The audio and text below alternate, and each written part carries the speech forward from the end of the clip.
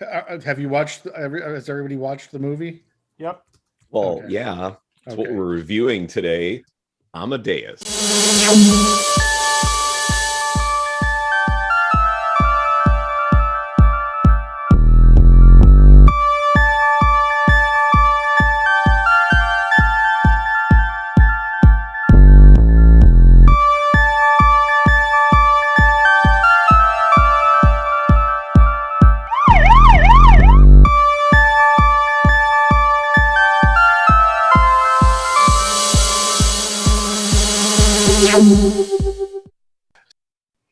La la la la.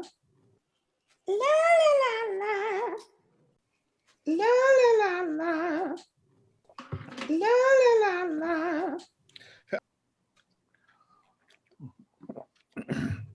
Okay, that's weird. We're all sitting here in anticipation. The suspense is killing us. There we are. Aha! There we are. Nice. That is Okay, cool. that was worth it. Pardon my tardiness. Hey! There was no servant to take my hat. So I won that. And no, this is not period accurate. I don't want to hear it. No, it's fun, but it's fine. It's great. It's for It's, ballet. it's not period accurate, but it's also considerably more effort than we all put in. So, Yeah, just saying. that's true. Right, well, I am going to remove the hat because it's actually enormously heavy. It reminds me of that. Well, that's great. Actually, the hat does kind of remind me of that scene in the movie. They're having that ball, that big ball, and that one woman is wearing a hat that has a peacock's head that comes up. Yeah, God, no, the hats in the Rococo period, there were some just. I mean, that's one of the things that I love most about this movie. It's so incredibly lush and sumptuous for the eyes to see. But it's also so obscene that people had that much money and just like everything from the gilded ceilings down to the gilded what are they called? The edging on the edge of the room, the molding, the gilded molding on the walls and the floor. And just like every piece of furniture is a fucking work of art. And like, no one should have this money. And it's very interesting that the emperor brings up, yeah, no, we don't want to bring up that story. It stirs up trouble amongst the classes. Everybody loves me. Oh, Wolfie. Yeah, You big, brilliant, dumb idiot. yeah. That I think that's. We'll get into it a bit more, but I think that's one of the great elements is that Wolfie never really grows out of childhood. Right. Oh no, he's the epitome of man-child. Oh my goodness. And this was picked by the Mad Hat Cats. So we'll let them discuss it. I just want to mention one thing before they launch into the description, is that I had a history teacher, and so did John, named Mr. Herzog. And whenever he would show us a period piece movie in history class, he would inform us that as beautiful as all the people looked on camera, none of them bathed very often, like once a month. No. That they would all smell horrendously, and then he would end that story with, "Isn't that wild? Wouldn't that shock you?" Isn't that something? Wouldn't that shock you? My freshman literature teacher would always be very, very much that attitude about anything that was a euphemism for sex. So all of the bits in Romeo and Juliet, oh God, forgot his best friend's name. Mercutio? Is that who I'm thinking of? Yeah. Sounds like it. Well, but like he's describing Romeo and Juliet's genitals as plants, and she has to stare at us all and go, "That's a euphemism for the penis." Yes, we get it. We get it. Our teacher, our teacher, And then what was it? La Belle Dame de Merci, or La Belle Dame sans Merci, the woman without mercy. A wonderful poem. But then there's a line in it where it talks about, and she mounted his steed and rode. That means sex. Yes, we know. Look, it's transparent enough that your typical fifth grader would sit there and giggle. We get it. John did show Romeo and Juliet in your history class, because he showed it. It's an R-rated movie with. No, I didn't have Herzog for history. Oh, okay. I had Holtz. Doy. That bald dude. He always goes, Okay. doy. All right, so Amadeus, the film from 1984, is based on this play by the screenplay was actually written by the man who wrote the play, Peter Schaffer or Schaefer. I'm not actually sure how to pronounce it, but Yeah. random fun fact: he has put out like new edits of this play that are just like slight tweaks to lines and things so many times. Like I'm probably I'm probably exaggerating, but he's released a lot of edits for this play. So I don't know. It's been a little while since I've seen any of the behind the scenes stuff on the DVD that I have, but I have this feeling that this film is what he always imagined when he was writing the play. And like the play was just like the lower budget thing just to kind of like get it off the ground, have a proof of concept. Don't know for sure. But I mean, he did write the screenplay for it. So, and there are quite a few bits from the actual play that make it into the movie. But I think they did a very good job of transferring the story from medium to medium. This works incredibly well as a film. In my opinion, I think it works better as a film than as a stage play. The stage play, it's interesting. You have these two characters called, can't remember the name, Venticello, which are basically like our court gossips that are going to basically be our narrators and kind of be in the know about everybody's goings on. But in the movie, we don't have that. We see almost everything from the perspective of Antonio Salieri. For a better choice.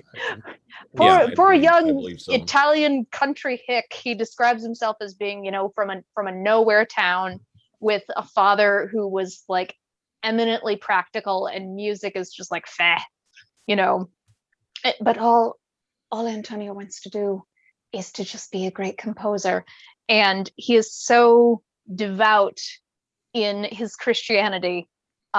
We frequently hear him praying to God, both in the flashbacks and when we initially enter the movie, which I didn't mention it here. I mentioned it on Prosperity and Supervillainy, but Secretary has such an iconic, brilliant opening.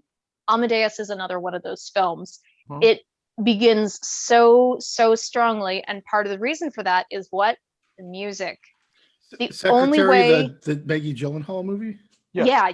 Oh, I love that movie. I wouldn't have made a connection between the two, but I love it. In Strong my openings mind, to films. those are two of the best film openings I have ever seen in my life. Like, they are all at once full of detail, but like very precise, and I just love it. Okay, I'll actually buy you a drink today if you do the Ewok thing in that outfit. Okay, sorry. No, see, now I can't do it because I'm laughing too much.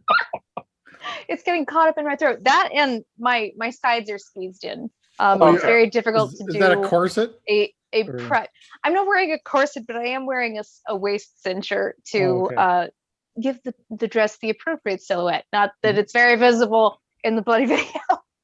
But anyway, so Antonio Salieri, just wants nothing more in life, and he is willing to be just the best good Christian boy that you ever did see, and be very humble, be very chaste, and use his music as a way to proclaim the glory of God.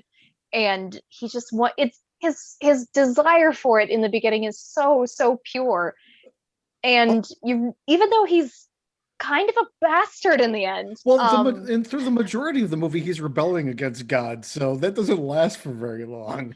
At first, he's just kind of like, really, really, this guy,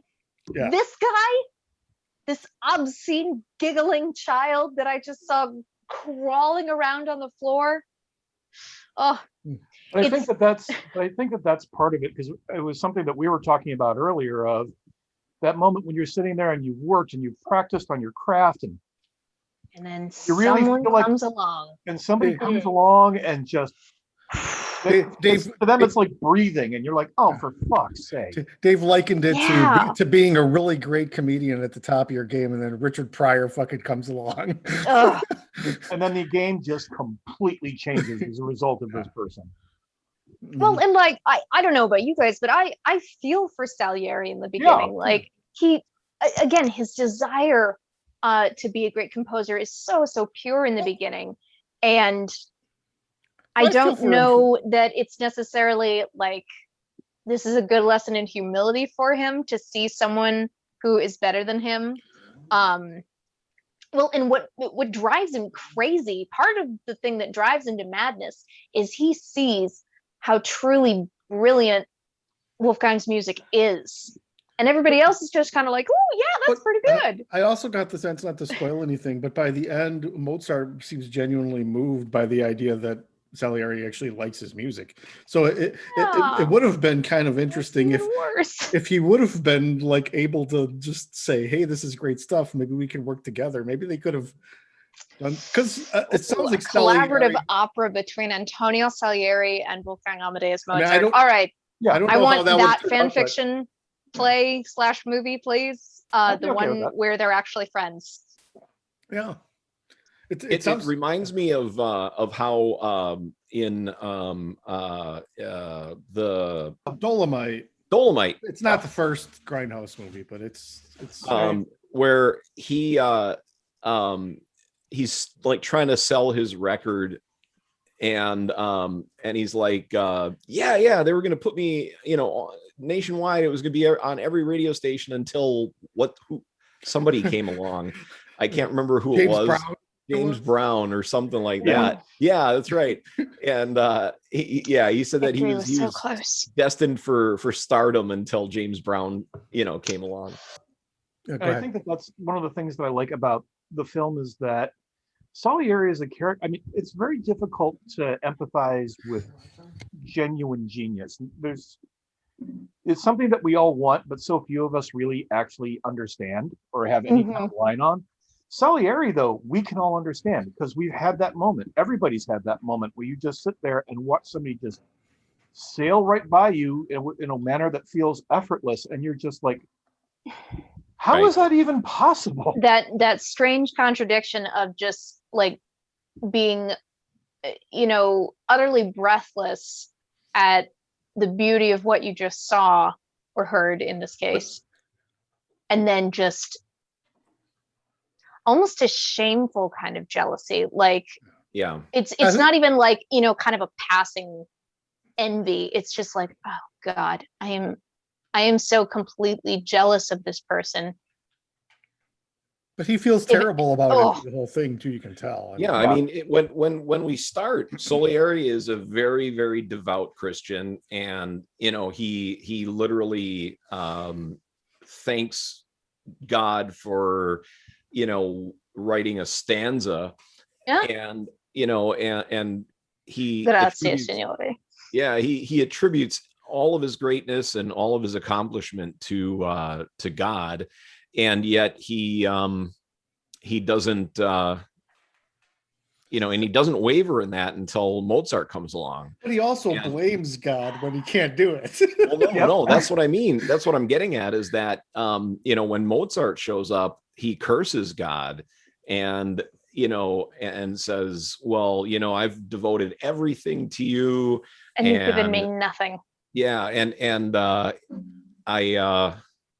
curse you. From a political point of view, the royalty actually seems to prefer Salieri because he's not as in your face with a lot of things. Oh, well, and he is very, he has the ear of the king. He is very in tune with what is considered high class, what is considered cultured, because the very idea of producing an opera in German completely takes the director of the theater and the Kapellmeister, just they're completely taken aback, like, oh, such a vulgar tongue. No. Italian is the only proper language for opera.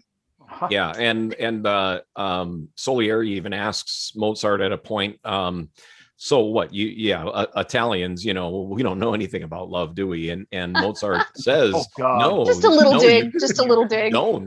you don't know anything about love. Well, But it seemed more like the aristocracy liked the Salieri opera better than the Mozart opera, but the emperor enjoyed Mozart's more, because like when he went to the rehearsal of one of Mozart's operas, where they told him, no, you can't have any ballet, and no, you can't have this, and no, you can't have that. Then the emperor gets there, sits down, and says, well, what are they doing? What are they doing? I love that Mozart is. I love that he's cocky enough in the scene where he's supposed to have a ballet. He's not allowed to use ballet in his opera, so he's just like, well, fuck it, I'll just let him dance with no music. Oh yeah, no, I'm sure that was in his mind. Yeah. Like, when that begins, I'll fucking put the scene in. No music, no. Yeah.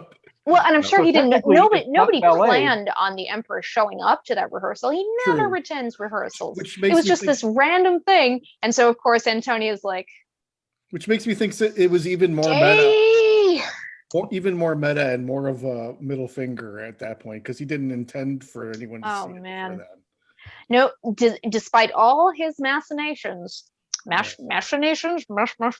I would say machinations, but I don't know if I'm saying it right. So, Despite all his scheming, yes.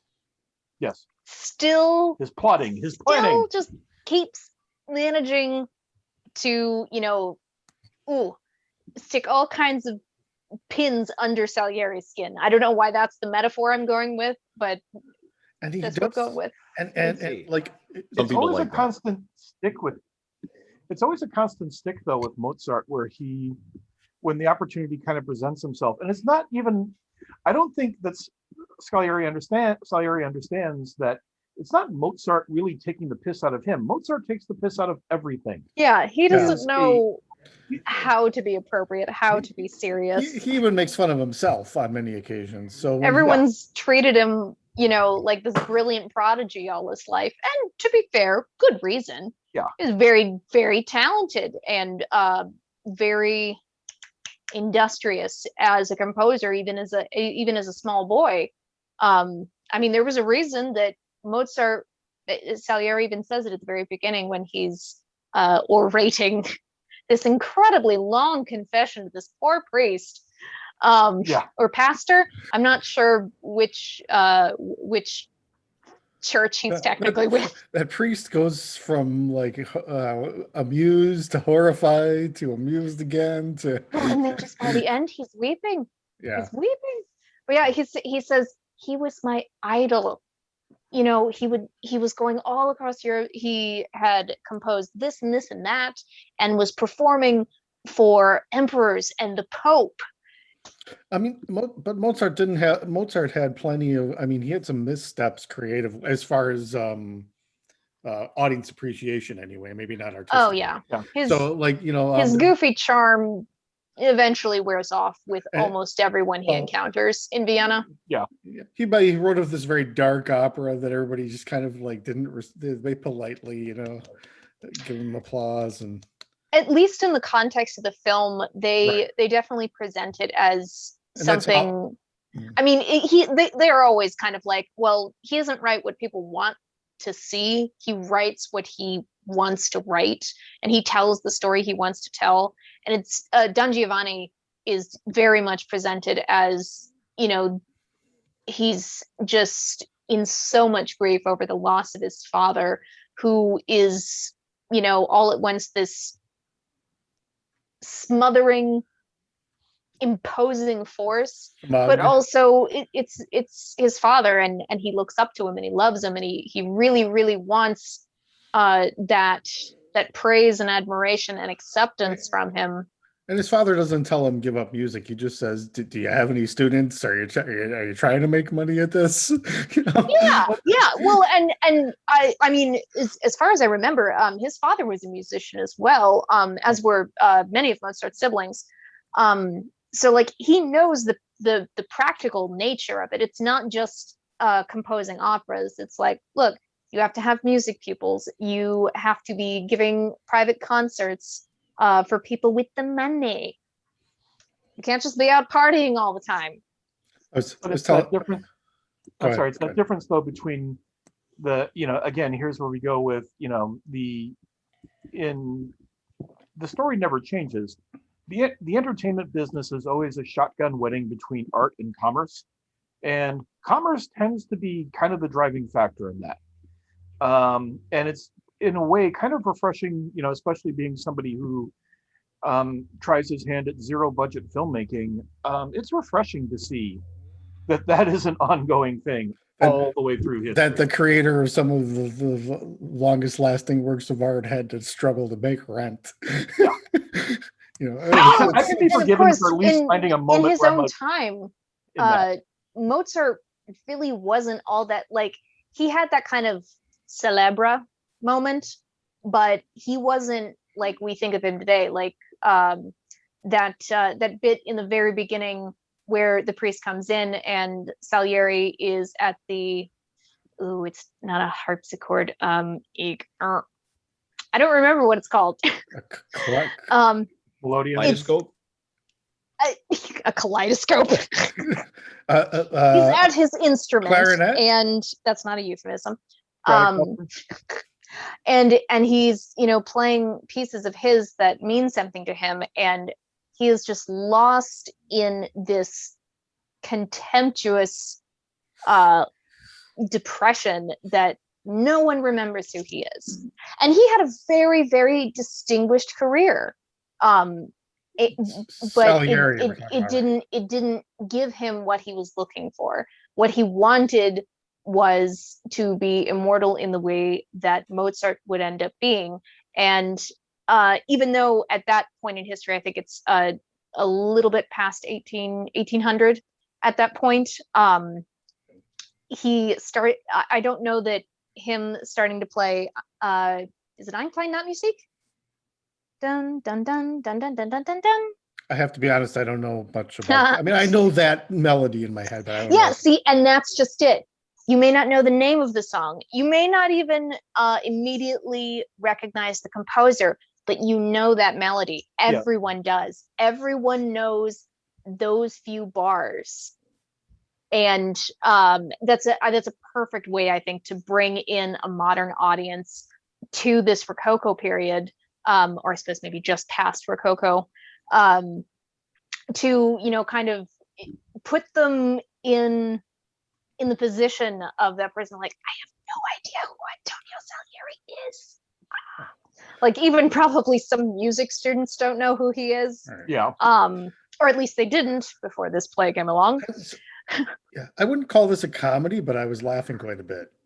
Oh, it's very funny. There's so many funny little bits, not just dialogue wise, but there's all kinds of physical gags and just like very small, subtle acting moments from a lot of the people in it. And I think this could have been a movie that I wouldn't have been interested in because it's 3 hours long. It's a period piece, which is not really my. Yeah, especially if you're watching the director's cut. Yeah, and I was, but Mozart is making fart jokes in the first 10 minutes of the movie, so I was like, okay. Yeah, and it's interesting what you were talking about, Kat, as far as the bringing people in, and Mozart actually explains to, or I'm sorry, Salieri actually explains to that whatever he is, that priest who comes to see him, he starts playing music and the guy doesn't, he doesn't recognize any of it. So then Salieri plays a little bit of Mozart and he goes, oh, of course. Yeah. And he's singing along with it. He goes, I didn't know you wrote that. And he goes, I didn't. Mozart did, so those little bits like that, just bam, really good setups. And he did that on purpose. Pithy little retorts.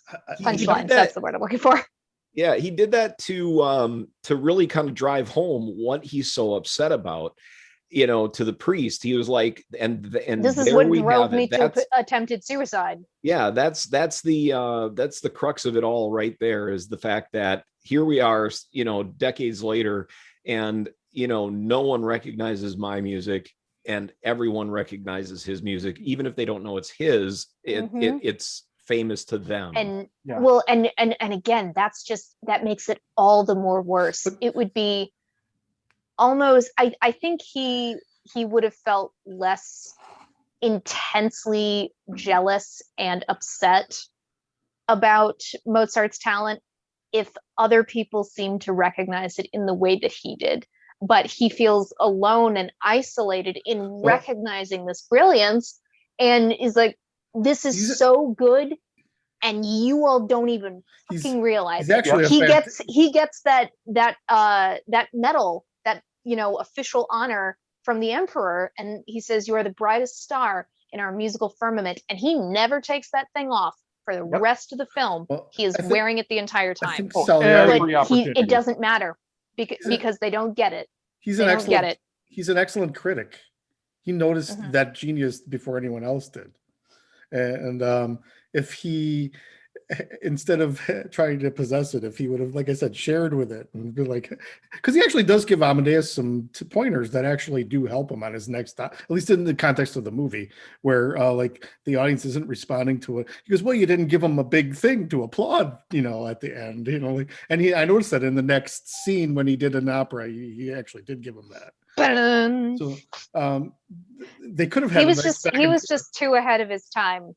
People weren't ready for what he was putting out. Something I did want to bring up, because I know we're running close on time, specifically about the music. First, you don't have to watch this on Amazon. There's plenty of streaming services that you could watch it on. But I noticed watching the director's cut on Amazon, you do have the added bonus of, if you want to look, you can see the actors who are on screen, including a lot of minor actors as well, as well as like some kind of fun movie goof trivia, you know, like a continuity error here, costuming thing there. But they also, every time there's a piece of music played, they pull up what the piece of music is and what section it is as well. And the music is part of what makes this movie so amazing. And again, I think part of this story just works so much better as a larger than life film, because that music is larger than life. Opera in general is larger than life. It's, unless you have like a stupidly high budget, it's really, really difficult to recreate that feeling on stage. Now, of course, on stage, you're maybe a little bit more introspective, and Salieri is actually speaking directly to the audience rather than to another character for his confession. Anyway, the music, they got Mariner, Sir Neville Mariner, I think is what it is. Sir Neville Mariner, who is with Academy of St. Martin in Fields. And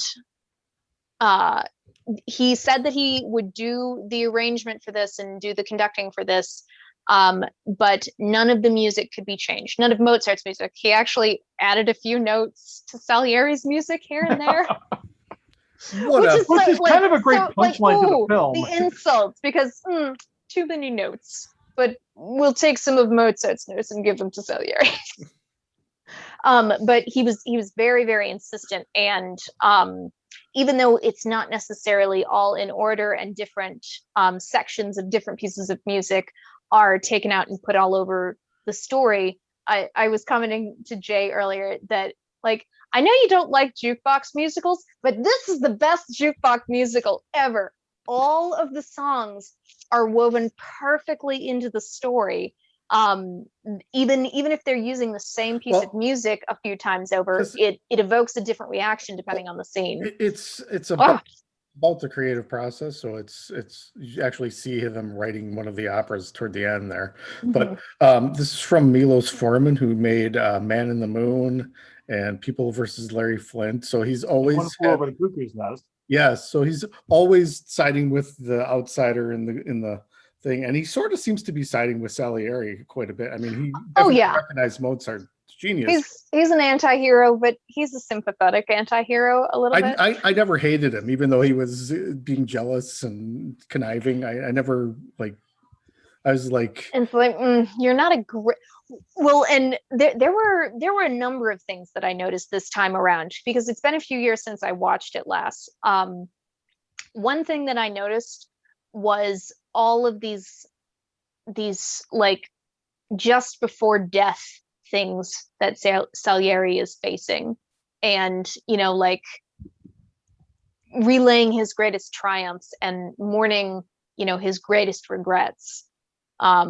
There's a lot of staring death in the face in this movie that I've never really caught before. someone who doesn't really particularly like classical music. I mean, I don't hate it, but I do like symphony music. I like John Williams a lot, but I'm just not a student of classical music. I wonder how this plays to other people who are not as big on the scene. Well, seeing as my my absolute ever favorite opera is Wagner's The Ring of Nibelung, I believe it's called, which the reason that that's my favorite is because that was the basis for Kill the Wabbit in the Bugs Bunny cartoon, which is my favorite opera. So shout out to Wagner there. Shout out to Elmer as well. Yeah, and Elmer and Bugs. But I was yeah, gonna say that's Bugs also had a Marriage of Figaro one with the shave in the chair. I think that was yes, Elmer. of course.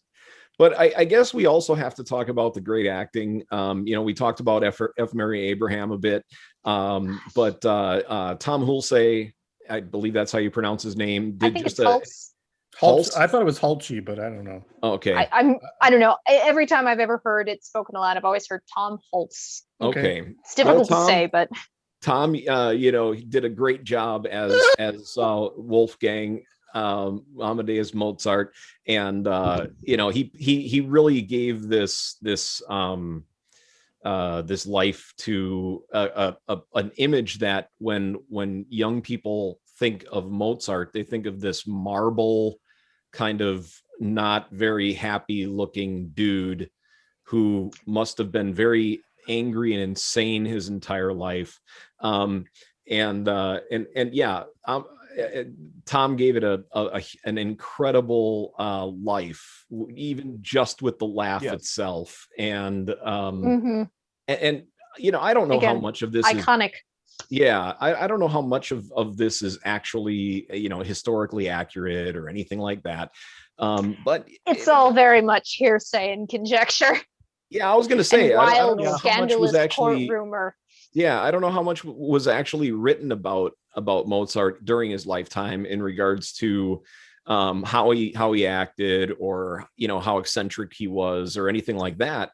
There were definitely accounts of describing him as basically being a large braying child.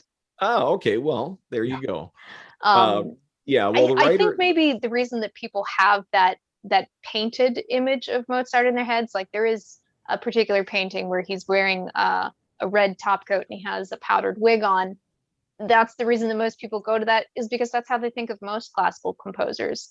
Yeah. And so even if people aren't the classical music sort, even if you didn't know anything about it, I still feel like this movie succeeds very well in bringing you into that world. And even if they're, especially at the end when Salieri is trying to, get that requiem penned out, just, we got to finish it. And then I'll put a pillow over your face. Yeah. And I will be the remembered one. Ah ha ha ha. Laughing at you now, God. He's more plan he had to do it than actually he didn't actually do it. That's the thing. That's what else I remembered. When Stanzi comes back from the spa, and she comes back in, the look on Salieri's face is like, okay, well, you gotta go now. Wait, what are you working on? You're working on that damn death mask? I was assisting him. Shit, now I have to kill her too. This is I gonna feel get like- very messy very I fast. I feel like Mozart dies for the same reason that Padme did in Attack of the Clones, because he's really He died of a sad. broken heart. Very well Yeah. could have been. So sad. But then we also It have may to have also been that his liver finally came.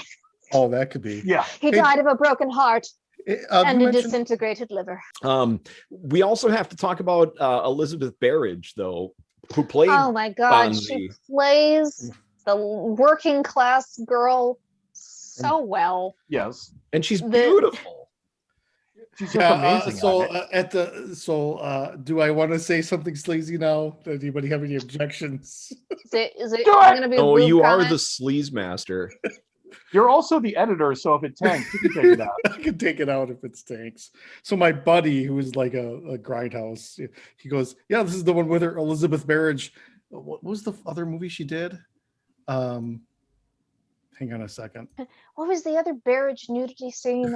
Yeah, the Fun House. He goes, "Well, just like in the Fun House, she lets him out again." She lets him out again. I mean, she is a bosomist lady. Yes. Doy. Anyway, she gives a great performance, and Yeah. I think it really works. And In fact, I think it's what makes the movie. I don't think the movie would work quite as well if she didn't have that counterpoint between the two of them. right. She tried to Yeah. keep him grounded in some way and alive, basically. She knew that money had to come in. She knew that he was getting a bit raucous and not working on what he was supposed to make the money. And so she tried to say keep the him on least. point. And then also, she loved him dearly to the very end.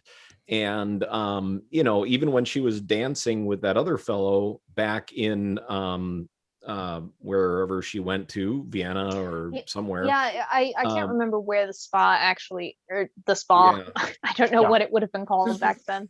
There's But she, even when she was dancing with that guy, she says, I don't feel right. This isn't, I feel wrong being here. And she goes back to him, so Mhm. she's 100% dedicated to him, no matter how insane and raucous and obsessed he gets with his music. I think the first time I saw this, I didn't quite understand what killed him. And, being much older and, much more old or long in the tooth, I understand what killed Mozart.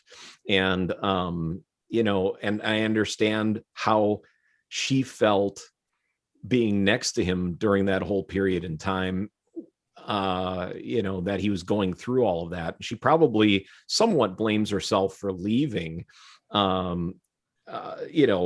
him to his own demise there with Salieri. I Well, was she didn't thinking know of- he was with Salieri. I was but- thinking about the Doors, where when you can see things are going south in the movie version of the Doors. I was Yeah. just flashing to that. There's a point in the Doors that there's certain films that I enjoy watching up to a certain point. And when Jim finally leaves the band in that one, it's much the same as when Mozart is really beginning to hit his deteriorating point. You know how the ending is going to go. And at that point, I'd much rather enjoy the moments of just sheer creativity and all of that. When you're first watching a film to see, the full length and breadth of the plot line, and you can see a certain point where this can't last and it's all going to go south. But there's still something about the notion of watching those scenes that are so incredibly energizing. Watching him just, loving every second of being in that space where he can compose. And that it's also very hard to explain to anybody, if you're a creative person, how much you love being in that space. Mhm. There's no other place in the world except for you and the thing that you're creating in front of you. And, I don't get it nearly enough. I don't think most people do. And I think I'm somewhat insanely jealous of the people who are so in tune with it that they can just So slide right into it and begin creating right off. so the top of their head. you and me are Salieris, or at Yeah. least we relate to him. Oh yeah, I can absolutely empathize with Salieri, because I think we all have those things where we fight with our creative sides to make them do what we want them. And then the harsh realization is that you have to bond with it and let the creative side carry you to where it wants to go. Maybe Mozart in this movie is the guy that does that, and Salieri is the same part of that person who doesn't. Yeah. If that- And I think that's what again, I'll just keep saying that's why I think that he is such a relatable character, because we feel that there should be some conscious control and that we have to fight to make this incredible 'Cause- piece of work. And then when you actually just let go and let it happen, the most amazing things go. Because he doesn't get mad at Mozart, he gets mad at God, which means he's Yeah. mad that the connection between creativity is not the same. You know, he's mad that he's not connected to his creativity mostly. More than being jealous of Amadeus, he's pissed that he's not connected the same way that Amadeus is. Yeah, And Amadeus is doing it with less effort. I mean, he's just like, you know, Well, it's no effort. yeah. He Well, it he, seems he to- finishes, you know, full pages of music in his head. until they throw his father's the grief of his father at him, and then it becomes a task, you know, toward the end. I think He that- fights a lot between, like, I do wonder, you know, if the real Mozart had, you know, kind of that constant war going on in him. Like, clearly he's good at this, and like there is part of him that wants to create these works, but on the other hand, there's also a lot of it is his the influence of his father driving him forward and saying, like, you need to do this. And I wonder if maybe he had kind of come into music on his own a little bit more, even though, you know, learning music was a big staple of noble children back in the day, because you know, otherwise what would you do? Go outside and play in the dirt? That is for the common people. And I like how It's a I think there's a definite war going on between that, you know, more imposing influence of his father and that true creative spark, and those two things kind of clashing together ends with raucous laughter and fart jokes and drinking very, very, very heavily. talking backwards. yeah. So I'm sick. I have to think about talking backwards a lot more than he does. That's for sure. So favorite scenes. My favorite scene in the whole film is when the opera is on stage and Kenny Baker comes riding out on the people horse. Kenny Baker was in the movie, or is that just a... Yeah, no. Kenny Baker was the little guy on top of that horse that was actually like 4 people. R2D2 who's in the movie? Awesome. Yeah, and they start feeding the horse different things, and out comes he poops out like and he looks out and he sees Wolfgang sees how much the audience loves this, like they're eating it up, and it's basically you know, a parody show that contain a whole bunch of Mozart's different pieces of music. And it's I think like a very subtle but brilliant touch, in my opinion. Like, it matters so much. But having the commoners shows be done in the common tongue, so presumably German, because they're in Vienna. There was English, but then when they're performing for the emperor and the higher class, it's in Italian, with the exception of Figaro. There were some pieces in English too, weren't there? That's what I'm referring to. Like, those were pieces that were done in the common language so that regular people could understand it. Because you know, the common language was German, and so that, since the speaking language of the movie is English, they made those selections. So that's an affectation. English, yeah. Okay. Yeah. I love that John and I both picked out the same scene, that the horse farting out some. The horse scene is very, very funny. I love it. That over the top presentational acting, like it's that way in opera all the time, but even more so in that comedic setting with, you know, the women just legs. So that vaudeville scene has that really, I don't know the name of the song, but it's in commercials also. Oh yeah, the Queen of the Night. Okay, did he write that for That's the that's vaudeville? that. Yeah, no, that's the show he wrote for Chickinator. It's the Magic Flute, So which one of the I best pieces of think I've music he gotten ever to see wrote. once live. It's interesting. So one of the best pieces of music he ever wrote was just for some, like off Broadway sort of thing, in more modern terms. The That's funny part is I remember that there's a Japanese band that I am a huge fan of called Deer on Grey. And in the middle of this really bizarre, dark, progressive metal song that they do, the lead singer actually quotes that. Like he actually does it as an aside on stage, almost as like a parody of it, or to kind of Oh, like, you mean that flip the little bird. aria? Yeah. Oh, that's neat. and, I'll send you a copy because That it sounds is very by neat. far that is probably the most unhinged vocal performance I've ever heard in my Damn. life. I mean, it is. It's I a mean- very treacherous piece if you don't know what you're doing. I used to be able to do that one. You have to be dead on in pitch. Dead on. And also there's no point because of the way the breathing goes in that, there is no way that you can like walk your pitch into Where it. is You've gotta air? be- How breathe? Yeah. there's much more rock and roll atmosphere attitude to it than I remembered for an older movie. It has very Milos Forman. They did it better than Antoinette did. It has that kind of same attitude that Foreman brought to People versus Larry Flint and Yeah. and Man in the Moon, where he's just like screw yeah, he made Man in the Moon. He and the Cuckoo's Nest as well.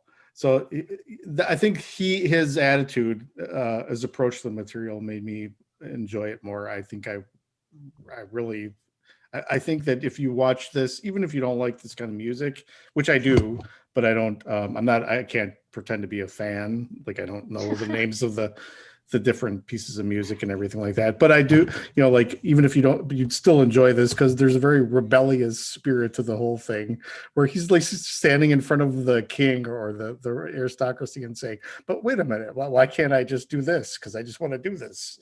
Yeah. Or, why can't Bullshit. I?" Fuck your gods and heroes. Yes. I hate these guys. I'm tired of them. Fuck you, Boars, fuck you, boars, and fuck the boars. whole, We're still having that conversation. That whole monologue. Oh my god. We're still like- having that conversation with the Star Wars fans today. Yeah. Yeah.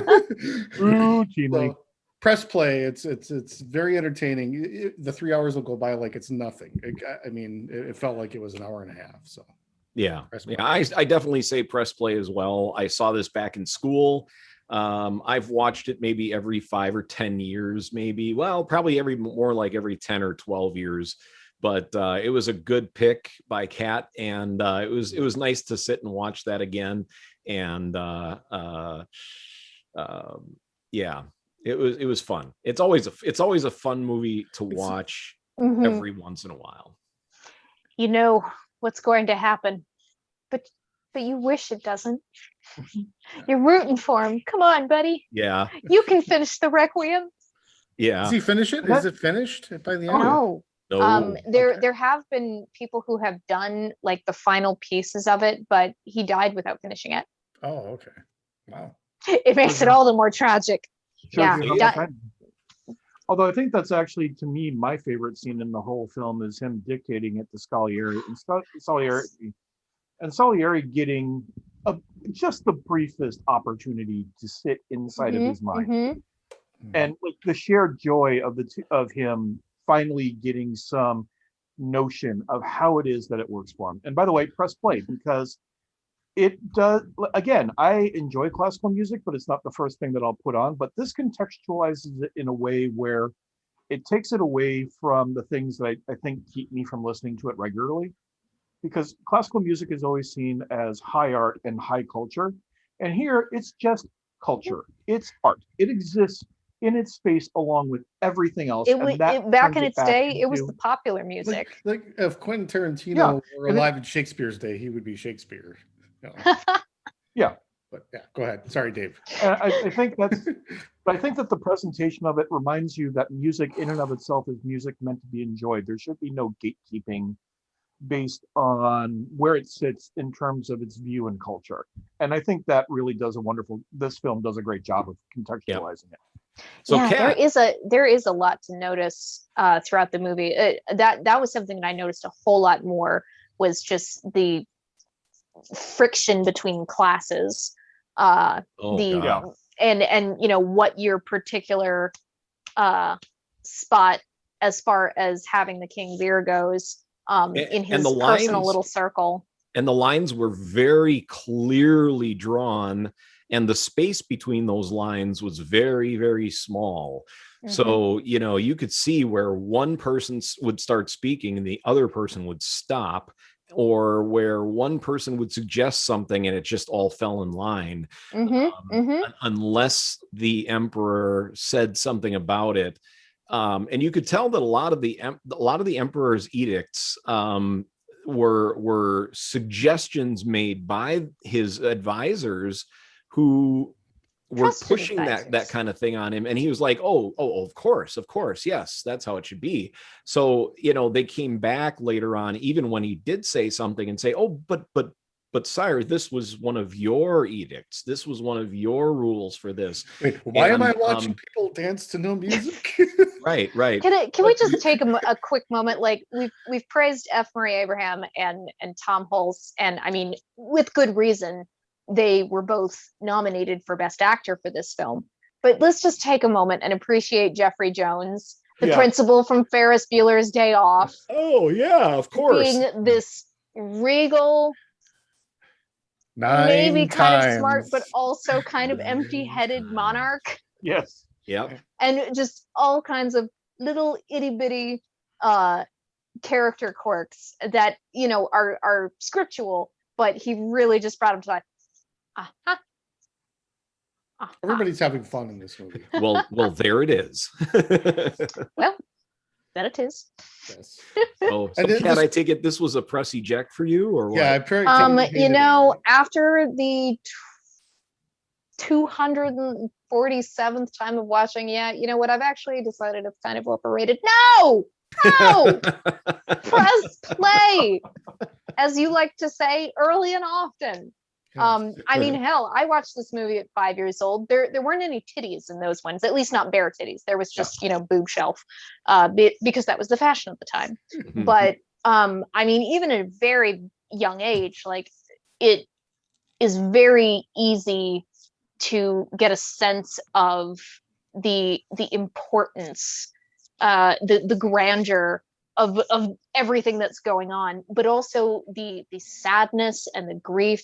And a large part of that is because of the music. And again, even if classical music isn't your thing and you know nothing about the history, musical or otherwise, even just what was going on with the Holy Roman Empire at that point, even if you know nothing about that, it is beautiful to watch, because the settings, much like my lovely home, are gorgeous to look at. The costuming, I don't even want to think about what the fucking costuming budget was, because holy shit.